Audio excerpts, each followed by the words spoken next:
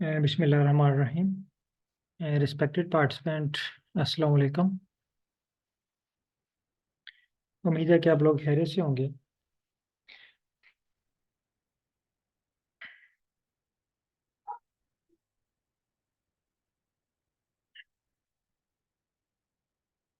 और तमाम पार्टिसिपेंट का बहुत शुक्रिया। टाइम मैनेजमेंट में टाइम को जस्ट थोड़ा सा अरेंज करने में एक्चुअली टाइम में थोड़ा सा इशू था, तो इस वजह से मैंने कहा चलें तमाम पार्टिसिपेंट भी इजी हो जाएं। और मेरा भी जो टाइम था वो जस्ट मैं भी घर ही पहुंचता था तो क्लास का टाइम हो जाता है। तो बहरहाल अगेन आप तमाम पार्टिसिपेंट का बहुत शुक्रिया। अच्छा, कल हमने जो क्लास एंड की थी वहाँ पे हमने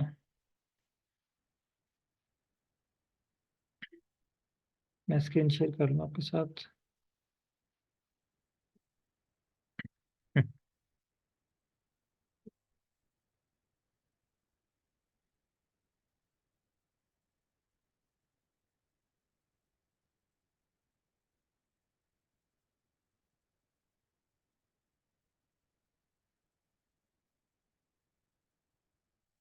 हमने वन वे अनोवा की प्रैक्टिस स्टार्ट की थी कि वन वे अनोवा हमने कैसे परफॉर्म करना है, यानी हम रीडिंग की प्रैक्टिस कर रहे थे। इसके बाद हम और भी बहुत सारी चीज़ें सीखेंगे। अभी मेरे पास बहुत सारे क्वेश्चंस आए हैं इंटरप्रिटेशन के हवाले से कि सर आप एनालिसिस सिखा रहे हैं लेकिन इंटरप्रिटेशन नहीं सिखा रहे। तो यहाँ पे मैं एक चीज़ आपको क्लियर कर दूँ कि डाटा एनालिसिस करना और इंटरप्रिटेशन करना दोनों डिफरेंट चीज़ें हैं।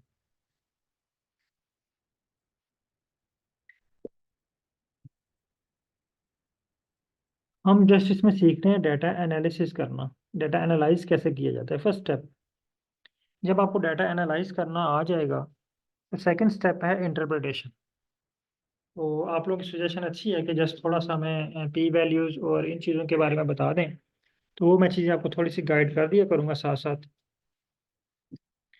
क्योंकि अगर हम इंटरप्रिटेशन पे चले जाएं ना, तो मे बी हम एक ग्राफ को हम जो है वो एक क्लास में इंटरप्रेट करें, तो और दूसरा इंटरप्रिटेशन हर टास्क के लिए डिफरेंट है।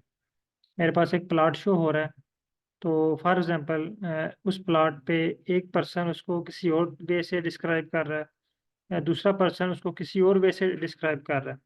तो ये इंटरप्रिटेशन ये वेरी करती है रिसर्च ऑब्जेक्टिव पे। ये स्पेसिफिक नहीं होती कि हम इसको कैसे स्पेसिफाई करें। ये रिसर्च ऑब्जेक्टिव पे डिपेंड करती है कि आप अपना रिसर्च ऑब्जेक्टिव इस ग्राफ से कैसे एक्सप्लेन करते हैं। तो इस चीज़ को हम जो है वो जहन में रखते हुए जस्ट कुछ बेसिक चीज़ें हम जो है वो इसकी देखेंगे। मैं जस्ट पी वैल्यू और कुछ चीज़ें जो इम्पोर्टेंट हैं वो आपको बता दूंगा कि उनको हमने कैसे यूज़ करना है। अदरवाइज मैं आपको कुछ सजेशंस भी दूंगा, कुछ चीज़ें जो ऐसी हैं वो भी मैं आपको जो है वो साथ साथ बताता जाऊंगा जहाँ पे ज़रूरी हैं। और अगर आपका भी कोई क्वेश्चन हुआ करे तो आप काइंडली साथ साथ पूछ लिया करें। और मे बी बहुत सारे क्वेश्चंस आपके साथ साथ जो है वो हल भी होते जाएंगे। तो कल हम ट्राई करेंगे कोड को जनरेट करने की। एआई टूल को हम यूज़ करेंगे, चैट जीपीटी को, और कोड को जनरेट करने की कोशिश करेंगे। तो वहाँ पे आपके बहुत सारे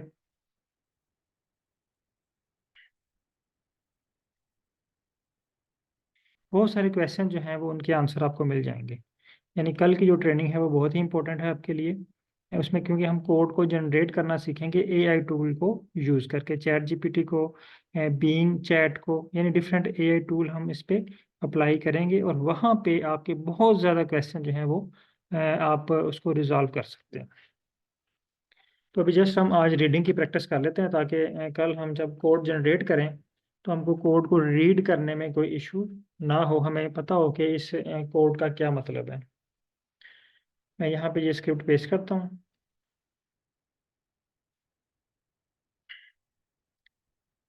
स्क्रिप्ट है हमारे पास, one way ANOVA way to के test and bar graph.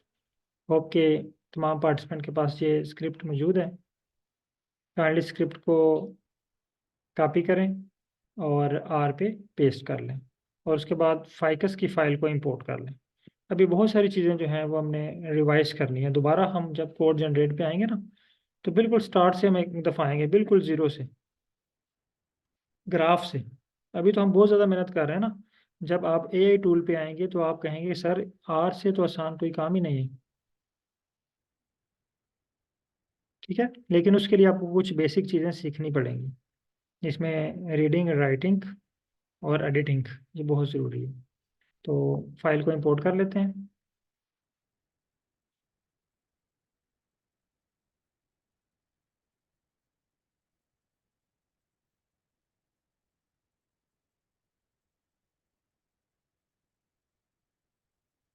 Ficus की फाइल इंपोर्ट।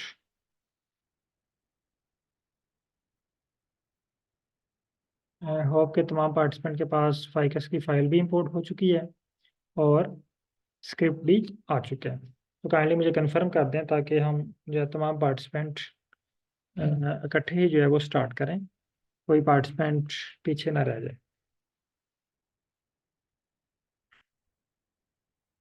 जस्ट डन कर दें अगर आपने ये दो स्टेप कंप्लीट कर लिए हैं। फर्स्ट स्टेप आपने स्क्रिप्ट पेस्ट कर लिया आर में, और सेकंड फाइकस की फाइल को इंपोर्ट कर लिया।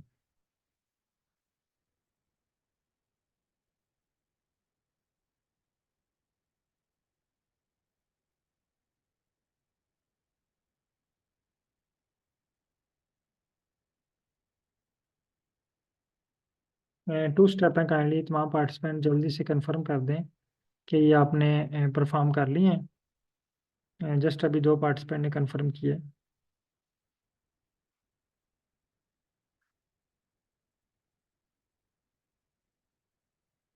जस्ट फाइकस की फाइल इंपोर्ट कर लें और one way ANOVA way to के टेस्ट एंड बार ग्राफ वाला स्क्रिप्ट जो है वो कॉपी कर लें। तो कल हमने इसको थोड़ा सा कंप्लीट किया था, यानी हम यहाँ तक पहुँच गए थे लाइन नंबर 22 तक। यानी हमने अपने फाइकस वाली फाइल को जो है वो कन्वर्ट कर लिया था फैक्टर में। तो मैं दोबारा, आप देखें ये पैकेजेस हमारे पास हैं क्योंकि ये हम कल इंस्टॉल कर चुके हैं। अब इन पैकेजेस को इंस्टॉल करने की ज़रूरत नहीं है। अब हमने क्या करना है, जस्ट इनको लाइब्रेरी करना है। Library, again library, library. Just आप रन का बटन प्रेस करते रहें, स्क्रिप्ट जो है वो खुद ही नेक्स्ट स्क्रिप्ट रन होता जाएगा। Again run, again library. तो अभी मेरे पास तमाम पैकेजेस जो हैं ये एक्टिवेट हो चुके हैं, लाइब्रेरी हो चुके हैं। अब हम इसके ऊपर मज़ीद जो है वो काम कर सकते हैं। फर्स्ट हम पहले फाइल को टिबल कर लें, क्योंकि ये हमने कल टिबल करके चेक किया था कि टिबल का क्या मतलब होता है। इसको चेक करके देख लेते हैं क्या हमारे पास फैक्टर है। तो यहाँ पे देखें हमारे पास कोई फैक्टर नहीं है, CHR है, करेक्टर है। हम इसको फैक्टर में कन्वर्ट करना चाह रहे हैं। तो फैक्टर में कन्वर्ट करने के लिए हमने ये स्क्रिप्ट कल रीड किया था। मैं जस्ट अब इसको राइट कर रहा हूँ, रन कर रहा हूँ, उसको मैं रीड नहीं कर रहा। इसको रन करते हैं। ये देखें स्क्रिप्ट रन हो गया। अब देखें दोबारा इसको टेबल करके, अब देखें यहाँ पे हमारे पास FCT फैक्टर, फैक्टर में कन्वर्ट हो गया डाटा। यानी पहले ये हमारे पास डाटा CHR था, अब ये डाटा जो है ये फैक्टर में कन्वर्ट हो गया। यहाँ तक तमाम पार्टिसिपेंट को क्लियर है। ये यहाँ तक हमने कल जो है ना स्टेप परफॉर्म कर लिए थे। अब हम आ जाते हैं next step, mean, calculate mean and standard deviation. यहाँ पे हमने मीन और स्टैंडर्ड डेविएशन कैलकुलेट करनी है। असल में हमारा स्क्रिप्ट ये वाला है, ठीक है, ये इतना स्क्रिप्ट है। और ये पीछे क्या है, इस स्क्रिप्ट को, इस फाइल को हमने एक नाम दिया हुआ है, एक आर्गुमेंट बनाया हुआ है। इसको जो है वो एक स्पेसिफिक कोड बना दिया है, मीन डाटा, ताकि हमें पता चले कि ये जो वाली जो फाइल है ना, ये वाला जो स्क्रिप्ट है, ये मीन वैल्यू कैलकुलेट करने के लिए यूज़ हो रहा है यहाँ पे। तो हम यहाँ से स्टार्ट करते हैं ग्रुप बाय। ग्रुप बाय का मतलब ये होता है कि हमने जो फाइल है हमारे पास, उनकी ग्रुपिंग करनी है। अब ग्रुपिंग की किस बेस पे करनी है? अगर यहाँ पे आप फाइकस की फाइल देखें, यहाँ पे आपके पास स्पीशीज है, सेपल लेंथ है, सेपल विड्थ है, पेटल लेंथ है और पेटल विड्थ है। तो यहाँ पे हमारे पास तीन फैक्टर हैं, S1, S2 एंड S3। ये देखिए S1 है, S2 है और S3 है। तो यहाँ पे हमें स्पीशीज की बेस के ऊपर जहाँ पे फैक्टर्स हों उसकी बेस के ऊपर आपने इसको ग्रुप में कन्वर्ट करना है। फोर्थ पैकेज जो है ये आपके पास लाइब्रेरी नहीं हो रहा है या क्या इशू है इसमें, या डीप लेयर के बारे में? ये काइंडली बताइएगा, ये इसमें क्या इशू आ रहा है, क्या पूछना चाह रहे हैं आप इसके बारे में?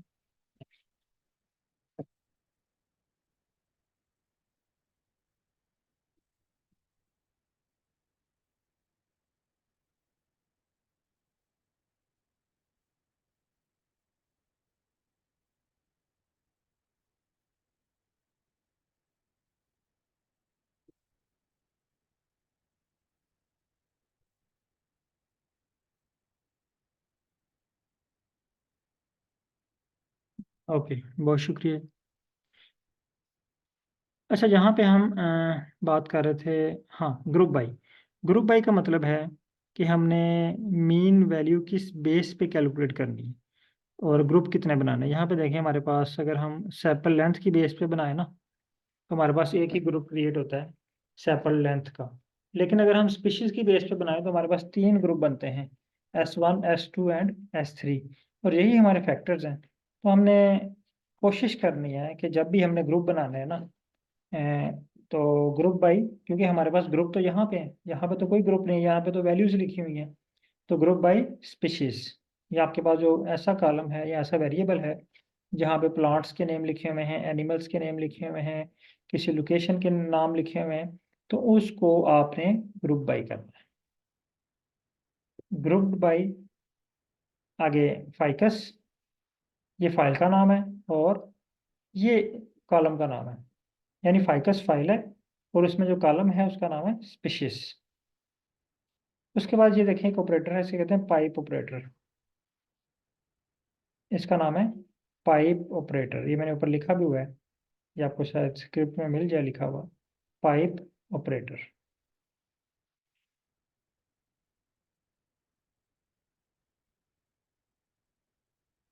पाइप ऑपरेटर का क्या मतलब होता है?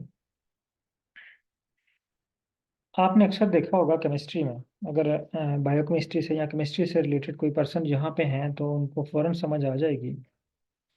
बात का तो ऐसा होता है कि मैं यहाँ पे आपको एग्जांपल देके बताता हूँ। फॉर एग्जांपल, ये हमारे पास दो रिएक्टेंट हैं, A+B, और इनकी आउटपुट हमारे पास आती है BC। अब ये हमारे पास रिएक्टेंट हैं और ये प्रोडक्ट है। लेकिन बाज़ का ऐसा होता है कि ये BC जो है ना, ये किसी और रिएक्शन में रिएक्टेंट के तौर पे काम कर रहा है ना, और इसके प्रोडक्ट MN बन रहे हैं। अब मे बी नेक्स्ट स्टेप पे MN जो है ये एज अ रिएक्टेंट के तौर पे काम कर रहा है और उसका प्रोडक्ट है KL बन रहे हैं। यानी A के रिएक्टेंट जब प्रोडक्ट्स बनाते हैं तो वो प्रोडक्ट्स में भी किसी नेक्स्ट एनालिसिस में रिएक्टेंट के तौर पे काम कर रहे हैं। फिर अगेन ये रिएक्टेंट प्रोडक्ट और इसके प्रोडक्ट अगेन ये रिएक्टेंट बन जाए। इस तरह की कंडीशन आर में भी होती है। आर में क्या है, ये देखें, ये हमारे पास एक स्क्रिप्ट है, इसको रन किया, इसके रिजल्ट्स आए। ये देखें, इन दोनों को हम जैसे A+B को जब रन किया ना, रिएक्शन करवाया, तो हमारे पास रिजल्ट आए BC। सेम इसी तरह जब हमने एक ग्रुप बाई को रन किया तो इस फाइल के, इस स्क्रिप्ट के जो रिजल्ट्स आए हैं वो नेक्स्ट इसमें देखें एज अ रिएक्टेंट यूज होंगे। फिर इसके जो रिजल्ट हैं वो नेक्स्ट स्क्रिप्ट में यूज होंगे। यानी एक स्क्रिप्ट के जो रिजल्ट हैं वो नेक्स्ट स्क्रिप्ट में यूज होंगे।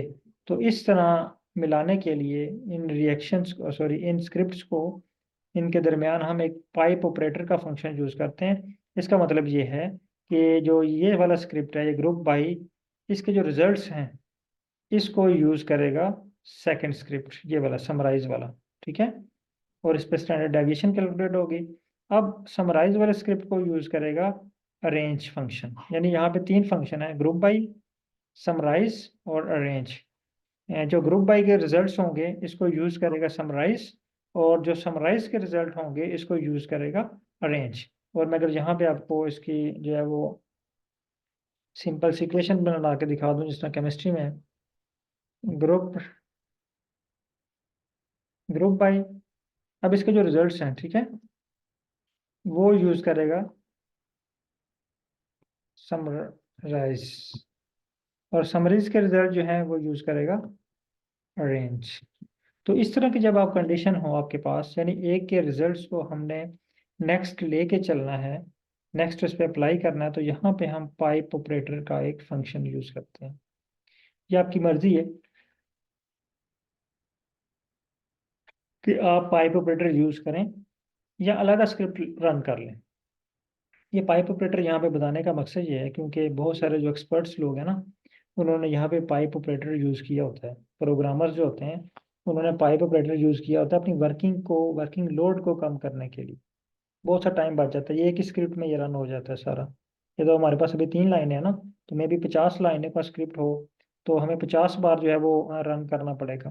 तो ये अगर एक ही इसको अगर पाइप ऑपरेटर से जोड़ दें, तो हम जस्ट इसको एक बार ही रन करेंगे। मैं भी आपको रन करके दिखाता हूँ। एक बार ही रन किया तो पूरा स्क्रिप्ट रन हो गया, ठीक है। यानी इसको अगर पाइप ऑपरेटर से हमने जोड़ा है, अदरवाइज अगर ये सिंगल सिंगल होता तो हमने इसको 3 बार रन करना था, 1 2 समराइज एंड 3 अरेंज। तो अभी हमने इसको पाइप ऑपरेटर से जोड़ा है, तो पाइप ऑपरेटर से जोड़ने का मकसद ये है कि एक के रिजल्ट को दूसरा यूज कर रहा है, दूसरे के रिजल्ट को तीसरा यूज कर रहा है। अच्छा, मैं ये तो समझ आ गई आपको ग्रुप बाई। अब आ जाते हैं समराइज। समराइज का मतलब है समरी या मीन फाइंड करना। पहले हमने इसको बता दिया कि ग्रुपिंग करनी है स्पीशीज की बेस के ऊपर, S1 S2 एंड S3, और फिर इनकी मीन वैल्यू कैलकुलेट करनी है। मीन वैल्यू के लिए समराइज या समरी यूज करते हैं। तो समरी का फंक्शन जो होता है ना, ये हमें डाटा की समरी बताता है, इसमें मीन मीडियन मॉड हर चीज़ हमें वो बता देता है। अब यहाँ पे समराइज हम फाइंड कर रहे हैं पेटल विड्थ मीन। ये हम नया कॉलम जनरेट कर रहे हैं।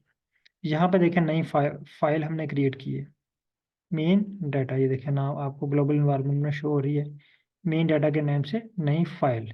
लेकिन अगर मैं एक नया कॉलम क्रिएट करना चाह रहा हूँ, तो कॉलम क्रिएट करने के लिए हम ये टर्म यूज करेंगे, ये वाला साइन, इक्वल साइन, ठीक है। कॉलम का नाम क्या है? Petal width mean. ये हमने एक नया कॉलम का नाम रखा है। और इस कॉलम में क्या होगा, इक्वल कर दिया इसके मीन। ये वाला जो फार्मूला है ना मीन, इसके बैकअप पे एक फार्मूला लगा हुआ है मीन कैलकुलेट करने वाला। तो मीन हमने किसकी कैलकुलेट करनी है? Only petal width. अभी हम जस्ट एक पैरामीटर के ऊपर अप्लाई कर रहे हैं नवा, मल्टीपल वेरिएबल के ऊपर अप्लाई नहीं कर रहे, सिंगल वेरिएबल के ऊपर। पेटल विड्थ, हमारे पास 4 वेरिएबल हैं, पेटल लेंथ है, सेपल लेंथ है, सेपल विड्थ है। हमने जस्ट यहाँ पे अभी एक चूज की है। जिस तरह हमने ग्राफ बनाया था ना जस्ट सिंगल वेरिएबल पे, और मैंने भी आपको उस पर वेटिंग लगाया हुआ है कि हम मल्टीपल वेरिएबल के ऊपर भी ग्राफ बनाना सीखेंगे।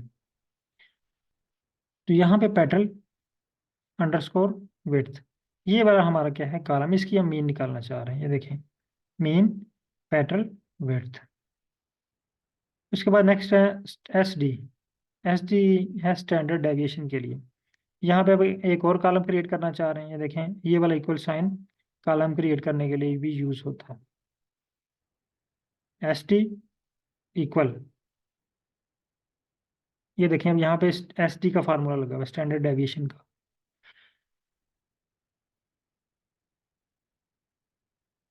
जिस तरह हमने पहले मीन कैलकुलेट की ना, यहाँ पे देखें मीन का नाम रख दिया पेटल विड्थ मीन। यहाँ पे हम जैसे मीन भी नाम रख सकते थे, कोई भी यहाँ पे आप रख सकते हैं इसका नाम। इसका फार्मूला क्या है? मीन। अब मीन के अंदर आपने क्या लिखना है, जिस वेरिएबल की जिस कॉलम की आपने मीन फाइंड करनी है, SD standard deviation equal SD। ये स्टैंडर्ड डेविएशन में नाम रखा है, ये आप कोई भी रख सकते हैं। आप एक्स भी रख सकते हैं, वी भी रख सकते हैं, पी भी रख सकते हैं। ये कॉलम का नाम रखा है हमने। ये देखें यहाँ पे जो कॉलम शो हो रहा है ना, एक का नाम हमने रखना है पेटल विड्थ मीन और दूसरे का एस डी। यहाँ पे अगर हम इसको चेंज करेंगे ना, तो आप देखना कि यहाँ से नाम भी चेंज हो जाएंगे। ये भी मैं आपको चेंज करके दिखाता हूँ। उसके बाद again pipe operator, arrange. Arrange का मतलब होता है इनको तरतीब देना। तो यहाँ पे ये डिसेंडिंग ऑर्डर में अरेंज है, आप असेंडिंग में भी इसको अरेंज कर सकते हैं। तो आप अरेंज को ना भी करें तो कोई इशू नहीं है। पेट्रोल विड्थ मीन, ठीक है, यानी जो कॉलम है ना ये वाला, इसकी बेस के ऊपर हम इसको अरेंज कर रही हैं।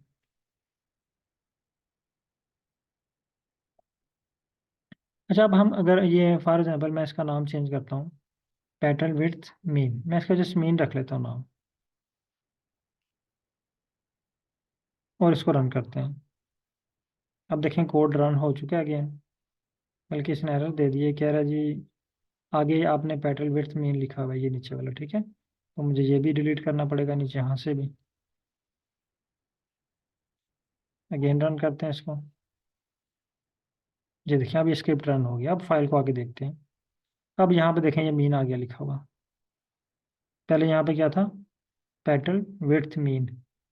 अब यहाँ से हमें आइडिया नहीं हो रहा कि ये किस कॉलम की मीन है। ये देखें ना, हमारे पास यहाँ पे 4 कॉलम है, petrol width, petrol length, sepal width, sepal length और स्पीशीज। तो यहाँ से तो हमें पता ही नहीं चल रहा कि ये मीन किस चीज़ की है ना। तो यहाँ से ये डाटा डाउटफुल हो जाएगा कि ये किस की मीन। अभी में भी हमने जब फ्रेश हमने इसको मीन फाइंड किए, तो में भी हमें पता हो कि हमने पेट्रोल विड्थ की मीन फाइंड की है, लेकिन जब तक हम इसको कोई टैग नहीं करेंगे, कोई स्पेसिफिक लेबल नहीं करेंगे, हम इसको आइडेंटिफाई नहीं कर पाएंगे। यानी 1 हफ्ते के बाद या 10 दिन के बाद आप इस फाइल को ओपन करें और आप देखें कि आपने यहाँ पे मीन किसकी कैलकुलेट की हुई थी, तो ये जो ग्राफ है, ये टेबल है, ये आपको समझ ही नहीं आएगी इस टेबल को देख के। फिर आपको स्क्रिप्ट पे जाना पड़ेगा, स्क्रिप्ट रीड करना पड़ेगा कि कहाँ पे आपने।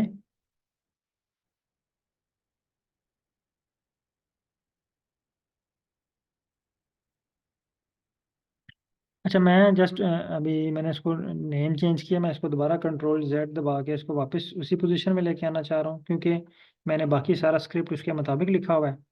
तो आपने भी अगर ये चेंजिंग की है, तो आप कंट्रोल जेड दबाएं और दोबारा वापस उसी पोजीशन पे आ जाएं। अगेन इसको कोड को रन करें। अब देखें ये आपके पास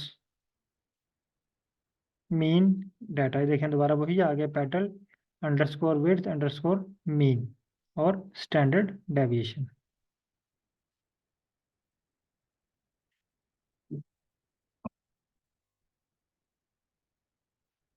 यहाँ तक आए तमाम पार्टिसिपेंट रन कर लें और फिर ओके करें, फिर नेक्स्ट स्टेप पे चलता हूँ।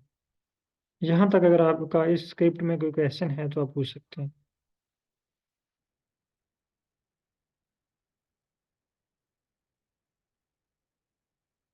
जी मोबिन साहब, क्या क्वेश्चन है आपका यहाँ पे?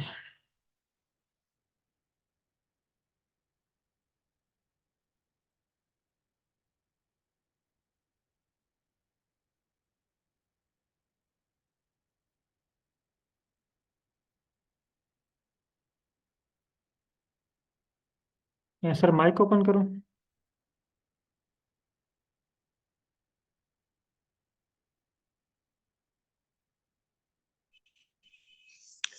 अस्सलाम वालेकुम। वालेकुम सलाम सर, क्या हाल है, ठीक है? हेलो सर, अस्सलाम वालेकुम। वालेकुम सलाम।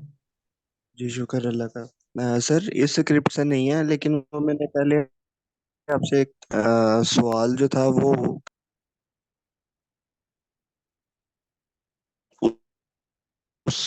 उससे रिलेटेड एक क्वेश्चन था सर। ये हमने लास्ट टाइम किया साइकिक पैकेज वाला।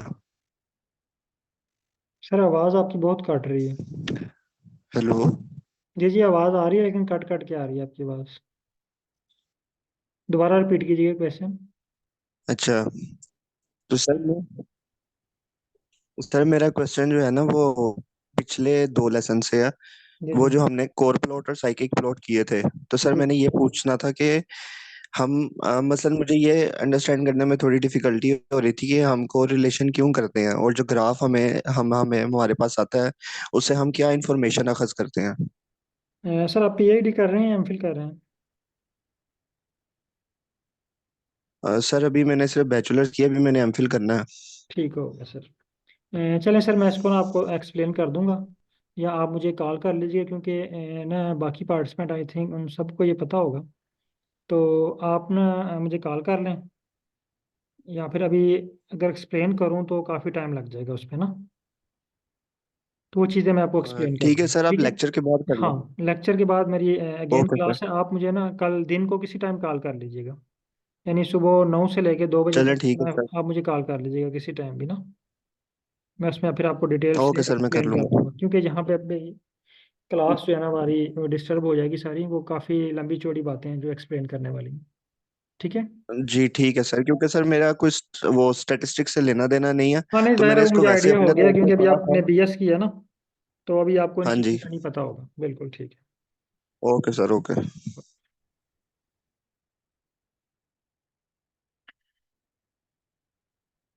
अच्छा, नेक्स्ट स्टेप पे हम चलते हैं। जहाँ तक हमने ये जो है ना परफॉर्म कर लिया है कि मीन भी कैलकुलेट कर लिए, देखें ये प्लॉट हमारे पास बन गया मीन, और मीन के बाद जो है हमारे पास स्टैंडर्ड डेविएशन भी कैलकुलेट हो चुकी है। अब हम आते हैं अनोवा पे। नेक्स्ट स्टेप है हमारा अनोवा। मैं इसको डिलीट कर देता हूँ ताकि ये इसको कोड कंसिडर ना करे, या इसको हेडिंग बना देता हूँ, ठीक है। अनोवा। अनोवा के लिए ये हमारे पास स्क्रिप्ट है ए ओ वी, ये फंक्शन है अनोवा। ये बेसिक फंक्शन है स्टैट, आर का एक फंक्शन है स्टैट, वहाँ पे है ए ओ वी। ए ओ वी यूज होता है अनोवा फाइंड करने के लिए। अनोवा चाहे वन वे हो, टू वे हो, थ्री वे हो, या मल्टीपल हो, उसके लिए हम फंक्शन यूज करते हैं ए ओ वी। इसके अलावा और भी पैकेजेस यूज होते हैं बेसिक पैकेजेस के अलावा अनोवा फाइंड करने के लिए। अब हम, अनोवा है क्या एक्चुअली? एनालिसिस ऑफ वेरिएंस, यानी हम वेरिएंस चेक करते हैं अपने डाटा सेट में। फॉर एग्जांपल, ये हमारे पास डाटा सेट है, ये हमारे पास स्पीशीज हैं तीन, S1 S2 S3। हम देखना चाह रहे हैं S1 S2 S3 की सेपल विड्थ डिफरेंट है। फॉर एग्जांपल, ये तीन प्लांट है हमारे पास। एक जो है वो, फर्ज कर लेते हैं, जो है ना अमरूद का दरख्त है, एक जो है वो माल्टा है, और एक जो है वो सेब है। तीन प्लांट है हमारे पास। हम ये चेक करना चाह रहे हैं क्या तीनों प्लांट की पेटल विड्थ डिफरेंट है। तो होप के तीनों की डिफरेंट होगी ना। अगर आप उसकी लेंथ मेजर करते हैं, विड्थ मेजर करते हैं, तो तीनों की जो है वो स्पीशीज की, तीनों प्लांट्स की जो है वो पेटल विड्थ डिफरेंट होगी। वो देखने में भी आपको आइडिया हो जाएगा, लेकिन साइंस कहती है कि आपने इसको स्टैटिस्टिकली प्रूव करना है। वो डिफरेंस फाइंड करने के लिए, S1 S2 एंड S3 को स्टैटिस्टिकली प्रूव करने के लिए हम एनालिसिस ऑफ वेरिएंस अप्लाई करते हैं।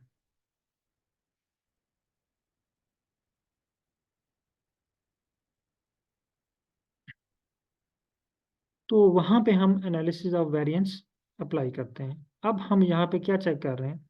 हम यहाँ पे चेक करना चाह रहे हैं क्या स्पीशीज चेंज करने से सेपल लेंथ या पेटल लेंथ या पेटल विड्थ चेंज होती है। जैसे इस तरह यहाँ पे देखें, स्पीशीज वन, यानी अगर स्पीशीज थ्री है तो उसकी पेटल लेंथ जो है, पेटल विड्थ जो है 2 है, S2 की 1 है, और S1 की 0.2 है। तो ये तो हमें शो हो रहा है मीन डाटा से, लेकिन हमने इसको एनालिसिस ऑफ वेरिएंस से प्रूव करना है, और पी वैल्यू हमें बताएगी कि हमारे डाटा सेट के अंदर वेरिएंस है या नहीं। अब हम आते हैं नोवा की तरफ। तो ये साथ साथ मैं आपको छोटी छोटी चीज़ें मैं गाइड भी कर रहा हूँ, बता रहा हूँ, तो ये नोट कर लीजिएगा साथ साथ। हम चेक करना चाह रहे हैं पेटल विड्थ का इफेक्ट स्पीशीज के ऊपर। ये जो है ना, ये टिल्डी का साइन, ये इफेक्ट चेक करने के लिए कि अगर पेटल विड्थ के ऊपर यह स्पीशीज इफेक्ट कर रही है या नहीं। क्या स्पीशीज चेंज करने से पेटल विड्थ चेंज होती है, ये हम देखना चाह रहे हैं। या हम ये भी कह सकते हैं कि हम तीनों स्पीशीज में वेरिएंस देखना चाह रहे हैं पेटल विड्थ की बेस के ऊपर। ये डिपेंड करता है आपके जो है वो रिसर्च ऑब्जेक्टिव, कि आप उसको किस तरह इंटरप्रेट करते हैं। बहरहाल यहाँ पे अगर मैं शॉर्ट या आसान अल्फाज में बताऊँ तो ये है, ये टिल्डी का साइन ये शो कर रहा है कि पेटल विड्थ के ऊपर स्पीशीज का इफेक्ट चेक कर रहे हैं।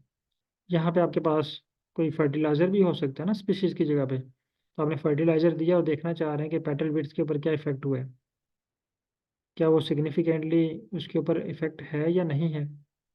तो उसके लिए हम ये टिल्डे साइन यूज़ करते हैं इफेक्ट चेक करने के लिए। तो petal width, tilde sign, species. आगे डाटा हमारा क्या है, फाइकस, और इसको रन करते हैं। स्क्रिप्ट हमारा रन हो चुका है और यहाँ पे देखें हमारे पास अनोवा के नाम से एक फाइल क्रिएट होगी। अच्छा, जब भी आप स्क्रिप्ट देखें ना और स्क्रिप्ट में इस तरह का आपको एक साइन शो हो और आप स्क्रिप्ट को रन करें, तो रन करने के फ़ौरन बाद आपके पास यहाँ पे ग्लोबल इन्वायरमेंट में एक फ़ाइल क्रिएट होगी। आप इसकी समरी भी चेक कर सकते हैं। आप जस्ट अगर इसको भी सिलेक्ट करें ना, अनोवा, ये देखें, इतना सेलेक्ट करें और इसको रन करें, तो ये आपके पास समरी शो हो जाएगी। लेकिन अगर आप इसको ये समरी वाला ऑप्शन देंगे तो इसने थोड़ा सा आपको डिफरेंट वे में एक्सप्लेन किया। यहाँ पे आप देखें, ये वाला टेबल है अनोवा टेबल। अब अनोवा टेबल ये मैं बता रहा है कि देखें, नीचे इसने ना सिग्निफिकेंस कोड दे दिए। अगर तो 3 स्टार है ना, हाईली सिग्निफिकेंट है, हाईली सिग्निफिकेंट है। अगर 2 स्टार है तो थोड़ा सा सिग्निफिकेंट है, 1 स्टार है तो सिग्निफिकेंट है, और अगर स्टार नहीं है, 0.05 है, फिर भी सिग्निफिकेंट है। लेकिन अगर इससे ऊपर चले गए हैं तो हमारे रिजल्ट जो है वो सिग्निफिकेंट नहीं है। अब मैं इसको अगर थोड़ा सा और मज़ीद एक्सप्लेन कर दूं,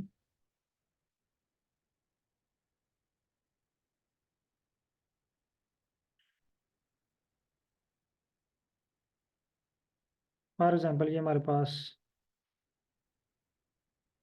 एक प्लॉट है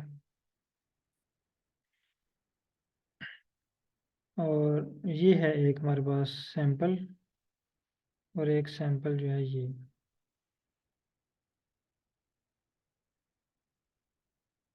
और एक सैंपल ये।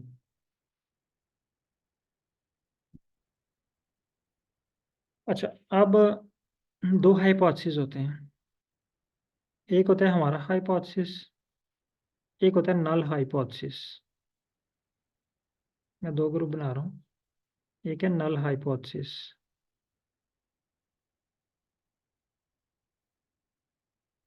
नल हाइपोथेसिस हमेशा हमारी बात के उल्ट होता है।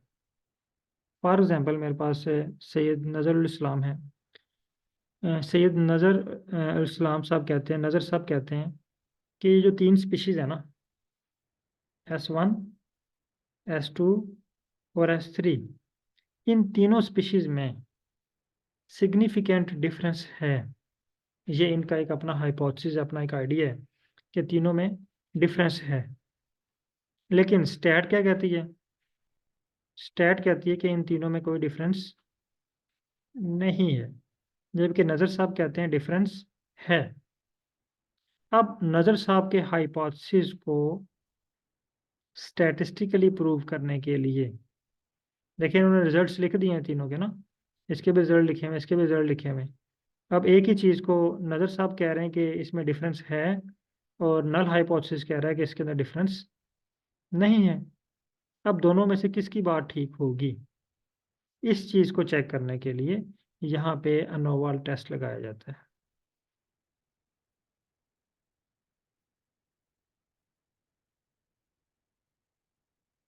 ANOVA, analysis of variance. अब अगर अनोवा की जो पी वैल्यू है, अनोवा का जो रिजल्ट्स आएंगे हमारे पास, ये पी वैल्यू में होंगे, पी वैल्यू की फॉर्म में होंगे, ठीक है। इसके अलावा और भी होते हैं, लेकिन हमने पी वैल्यू पे फोकस करना है। अगर अनोवा के रिजल्ट्स की जो पी वैल्यू है वो 0.05 से कम होगी, अगर पी वैल्यू 0.05 से कम होगी तो नज़र साहब की बात ठीक होगी। लेकिन अगर ये वैल्यू 0.05 से ऊपर चली गई है, फॉर एग्जांपल यहाँ पे वैल्यू आई है 0.07,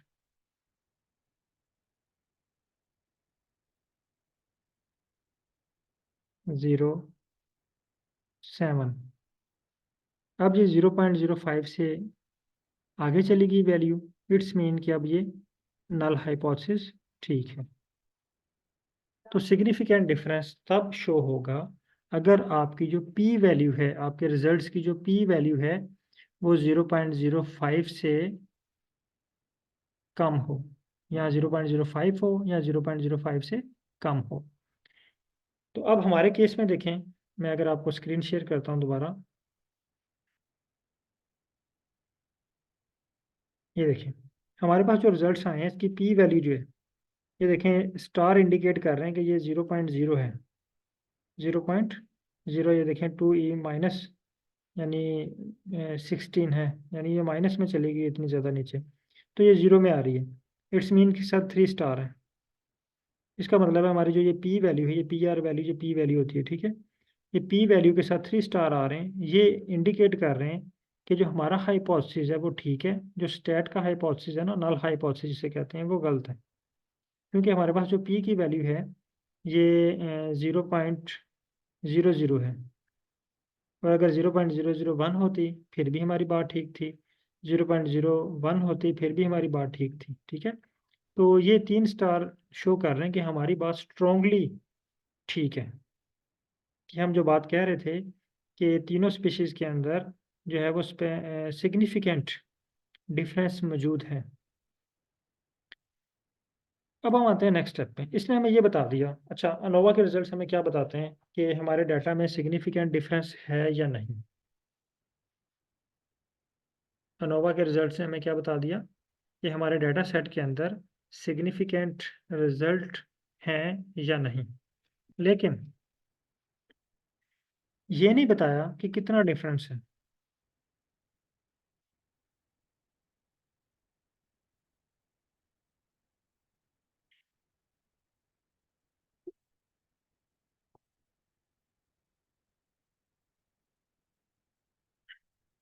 अच्छा ये चीज़ें हमें जो है ना, ये है इसने नहीं बताई कि कितना डिफरेंस है।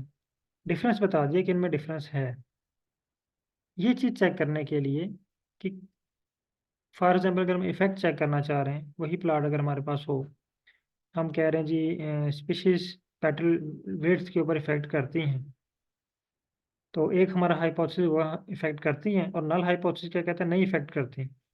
अगर हमारी बात ठीक हो जाती है कि स्पीशीज पेटल विड्थ के ऊपर इफेक्ट करती हैं, तो नेक्स्ट क्वेश्चन आता है कि स्पीशीज 3 कितना इफेक्ट कर रही है, 2 कितना इफेक्ट कर रही है, और 1 कितना इफेक्ट कर रही है। क्या 2 एंड 3 एक जितना इफेक्ट कर रही है, या डिफरेंट है इनका फर्क। इस चीज़ को चेक करने के लिए हम इस पे पोस्ट हैक टेस्ट लगाते हैं। इसको कहते हैं post hoc test. Post hoc test में आता है Tukey test, Duncan multiple range test, LSD test, HSD test. तो यहाँ पे मैं आपको एक टेस्ट के ऊपर प्रैक्टिस करवाऊंगा, टुके एचएसडी टेस्ट। ये मोस्ट फ्रिक्वेंटली यूज होने वाला जो है वो एनालिसिस, और बहुत सारे बहुत सारे जो है वो रिसर्च पेपर में, आर्टिकल में आपने ये देखा होगा। अच्छा अब हम अप्लाई करते हैं टुके टेस्ट। ये देखें टुके टेस्ट के लिए जो स्क्रिप्ट है टुके एचएसडी।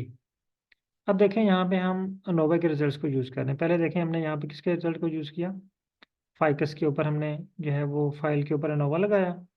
फाइकस की फाइल के ऊपर अनोवा लगाने के बाद हमने टुके एचएसडी टेस्ट के ऊपर अनोवा की फाइल के ऊपर, अब जो इसके रिजल्ट्स आए हैं ना अनोवा के, इसके ऊपर हमने क्या किया, टुके टेस्ट लगाना है। तो यहाँ पे हमने इसका नाम रख दिया टुके, ताकि हमें याद रहे कि ये स्क्रिप्ट जो है वो टुके टेस्ट के लिए है। इसको रन करते हैं, और टुके टेस्ट हमारे पास परफॉर्म हो गया। अब इसकी समरी चेक कर लेते हैं। हाँ अब ये देखिए हमारे पास समरी आ गई है टुके टेस्ट की। ये देखें डिफरेंस शो कर रहा है लोअर वैल्यू और अपर वैल्यू, और पी एडजस्टेड वैल्यू, ठीक है, ये जीरो आ रही है। तो इट्स मीन कि ये हाईली सिग्निफिकेंट डाटा है। तो ये भी क्वेश्चन आया था 2e-16 क्या है, अगर ये आप इसको गूगल पे सर्च करें ना, तो इसका आंसर क्या है, तो ये आपको फ़ौरन वहाँ से आंसर निकाल के दे देगा, ये 0.00 में जाएगा। ये मैथमेटिकली इसको जो है ना वो साइंटिफिक नोटेशन में लिखा हुआ आई थिंक। अच्छा यहाँ पे ये देखें, ये बता रहा है जी S1 और S2 में कितना डिफरेंस आ रहा है, 1.8। S1 और S3 में 1.78 और S2 और S3 में कितना डिफरेंस आ रहा है? 0.07। तो ये हमें बता रहा है कि कितना इफेक्ट कर रही है। तो सबसे ज़्यादा डिफरेंस किस में है? 1 और 3 में। इट्स मीन के 1 और 3 की पेटल विड्थ एक दूसरे से बहुत ज़्यादा वेरी कर रही है। ये 1.78 है। टुके टेस्ट के भी रिजल्ट हमारे पास आ गए। अब टुके टेस्ट के बाद हम करते हैं मल्टीपल कंपैरिजन।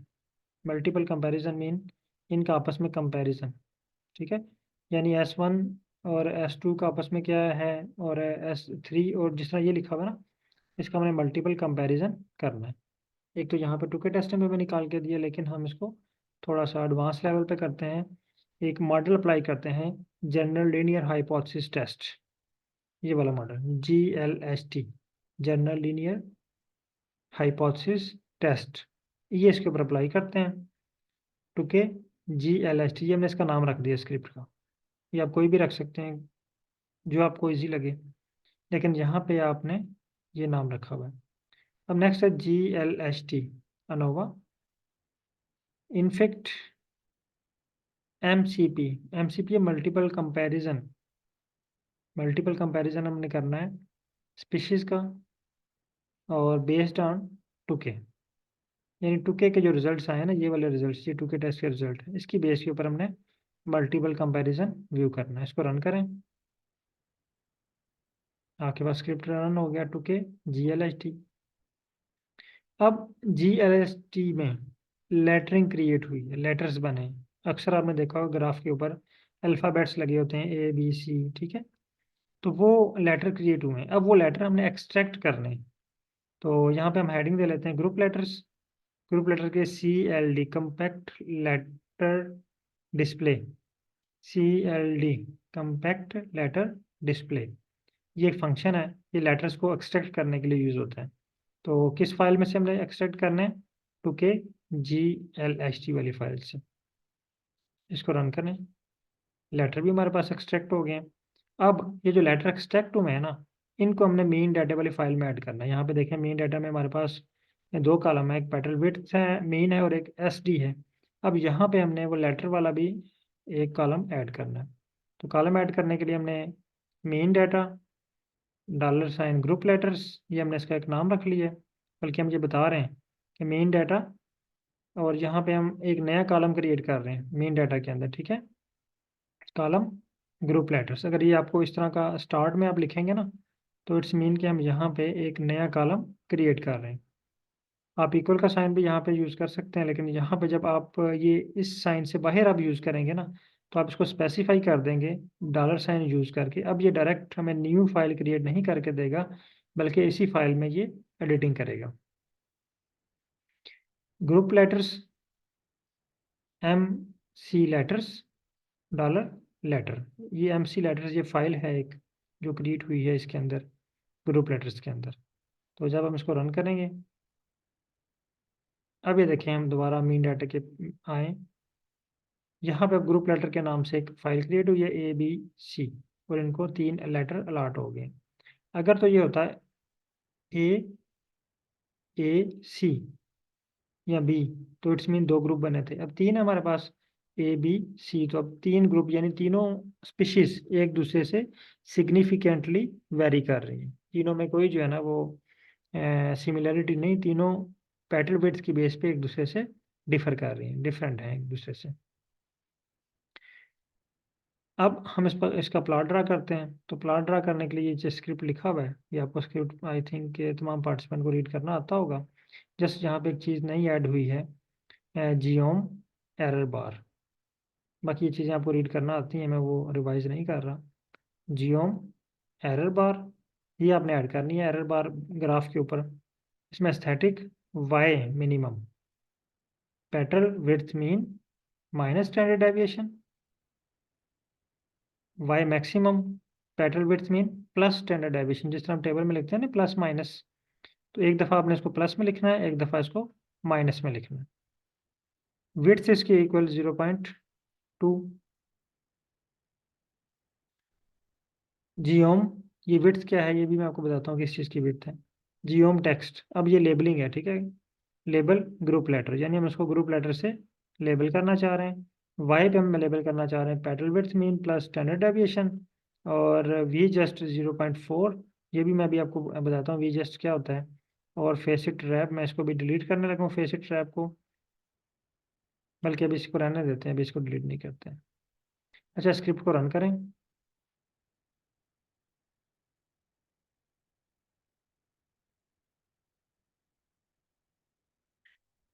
अच्छा, जब आप इसको स्क्रिप्ट को देखेंगे ना, तो आपके पास इस तरह का प्लॉट ड्रा हुआ है, ये देखिए आप,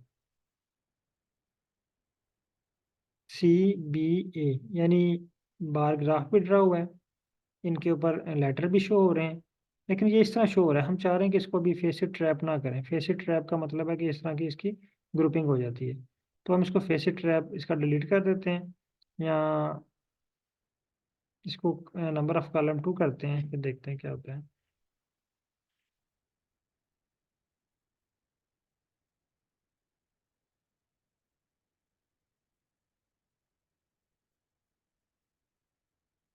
हाँ, ये नंबर ऑफ कॉलम 2 बन गया इस तरह, तो हम इसको डिलीट ही कर देते हैं फेसिट ट्रैप को भी। आप ये प्लस साइन के बाद सारी चीज़ें डिलीट कर दें, और आप स्क्रिप्ट को रन करें।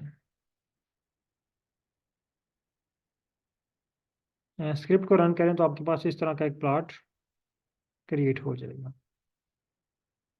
ये प्लॉट हमने ड्रा किया है पेटल विड्थ मीन का, पेटल विड्थ मीन और स्पीशीज के दरमियान। अब तमाम पार्टिसिपेंट काइंडली ये प्लॉट ड्रा करें, फिर मैं आपको एक टास्क देता हूँ, वो टास्क आपने कंप्लीट करना है। इसके ऊपर प्रैक्टिस आपने अच्छी तरह करनी है, हर चीज़ को आपने रीड करने की कोशिश करनी है। अच्छा, जहाँ पे एक दो चीज़ें, ये विड्थ है ना, आप विड्थ को 2 करके चेक कर लें, ठीक है। 5 करके चेक करें, 6 करके चेक करें, 8 करके चेक करें, क्या चेंजिंग आती है। ये विड्थ जो है, ये इसकी बार की विड्थ है, ये वाली, ये कम होगी ज़्यादा होगी, फिर एरर बार की विड्थ है, ठीक है। फिर वी जस्ट जो है ना, ये लेटर और बार के दरमियान डिफरेंस है, ये इसमें जो स्पेस है ना, बी और ये बार की टिप के दरमियान जो स्पेस है, इसके लिए वी जस्ट यूज़ करते हैं। आप इसको इंक्रीज करते जाएंगे, स्पेस इंक्रीज होती जाएगी, आप इसको डिक्रीज करते जाएंगे, स्पेस जो है वो डिक्रीज होती जाएगी। होप कि आज का टॉपिक थोड़ा मुश्किल ज़रूर था, लेकिन इस पे अब आपने प्रैक्टिस करनी है, बार बार इसको रीड करना है, एक एक वर्ड आपने इसका पढ़ना है, उसका मीनिंग देखना है क्या है, और इसको सर्च करना है। आप उसको गूगल से भी सर्च कर सकते हैं कि इसका मीनिंग क्या है। और कल इंशाल्लाह हम कोड को जनरेट करना सीखेंगे, और कोड को जनरेट करना सीखने के बाद बाकी एनालिसिस, आप तमाम एनालिसिस आप खुद से करना स्टार्ट हो जाएंगे।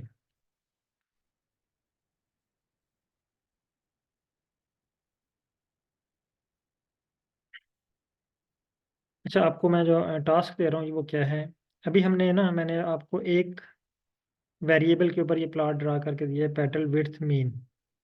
आपने क्या करना है, स्क्रिप्ट को रीड करना है, और जहाँ पे पेटल विड्थ मीन है ना, आपने इसको चेंज करना है, नेक्स्ट प्लॉट आपने ड्रा करना है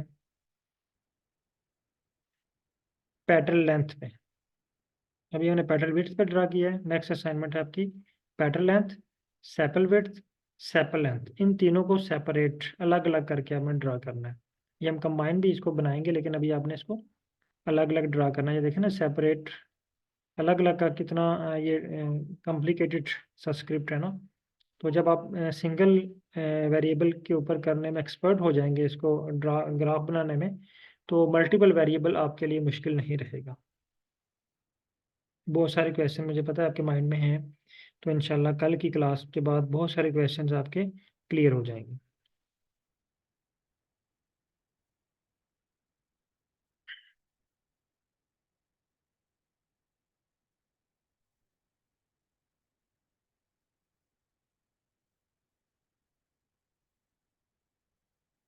आई होप कि आपको टास्क का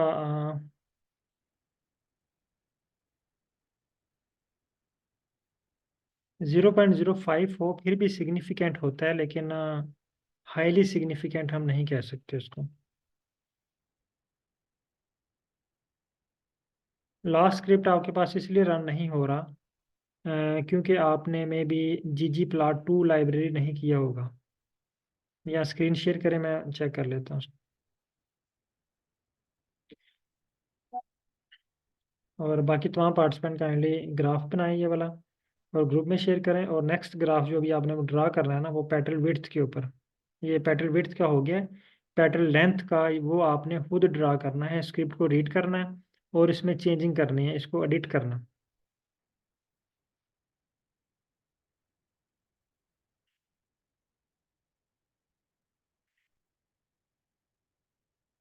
ओके, बहुत शुक्रिया तमाम पार्टिसिपेंट का। और कल की क्लास कोशिश कीजिएगा कि लाजमी अटेंड करें, क्योंकि कल की क्लास में हमने बहुत सारी नई चीज़ें सीखनी है। और मे भी बहुत सारे पार्टिसिपेंट उस पर प्रैक्टिस या उसकी ट्राई कर रहे हों, लेकिन वो उनसे ना हो पा रही हो। तो कल हम AI टूल को यूज़ करेंगे आर्टिफिशियल इंटेलिजेंस में। चैट जीपीटी, बीइंग चैट है। तो ये दोनों चीज़ें हम कल जो है वो इनको अप्लाई करेंगे डाटा एनालिसिस के लिए। और जब आप चैट जीपीटी और बीइंग यूज़ करेंगे ना, बीइंग चैट, तो आपने सारे सॉफ्टवेयर भूल जाने हैं। आपने कहना जी SPSS भी बकवास है, मिनी टैब भी ऐसे ही है। आर जो है ये बहुत अच्छा है और सबसे आसान है आर। आपको कोड भी नहीं लिखना पड़ेगा, जस्ट आपको बेसिक चीज़ें आनी चाहिए। कोड पढ़ना आना चाहिए, कोड राइट करना आना चाहिए, कोड एडिट करना आना चाहिए।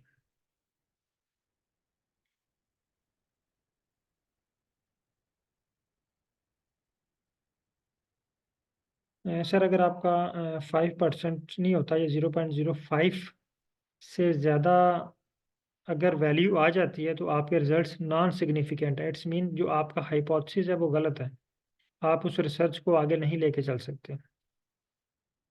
जो आप बात कह रहे हैं ना, वो बात ही गलत है। फॉर एग्जांपल आप कहते हैं कि जो है प्लांट्स की हाइट, यानी मैंने एक फर्टिलाइज़र रेडी किया है, उस फर्टिलाइज़र को अप्लाई करने से प्लांट की जो है ना वो यील्ड वो इंक्रीज़ हो जाती है। लेकिन जब आपने वो सारा एक्सपेरिमेंट किया, एक्सपेरिमेंट के बाद डाटा इकट्ठा किया और उसके ऊपर स्टैटिस्टिक एनालिसिस अप्लाई किया, तो आपका स्टैटिस्टिक एनालिसिस की जो पी वैल्यू है वो 0.05 से ज़्यादा आ गई है। जो ये इंडिकेट कर रही है आपने जो फर्टिलाइज़र बनाया है ना, वो किसी काम का नहीं है। उसने यील्ड को इंक्रीज नहीं किया। इसलिए आप इस रिजल्ट्स को मज़ीद आगे नहीं कंटिन्यू कर सकते।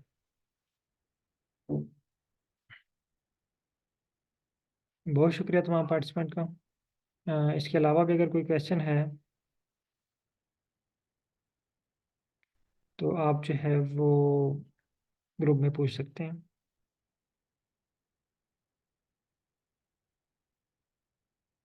हाँ, ये ठीक कह रहे हैं आप। लाजमी नहीं कि जो हम बात कहें वो सेम उसी तरह ही हो।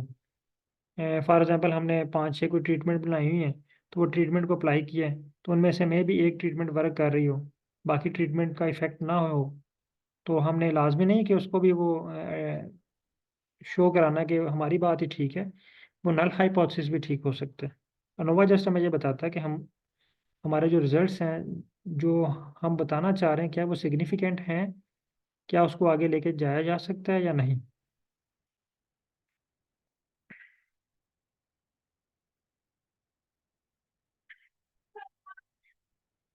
ओके, बहुत शुक्रिया। अल्लाह हाफिज़।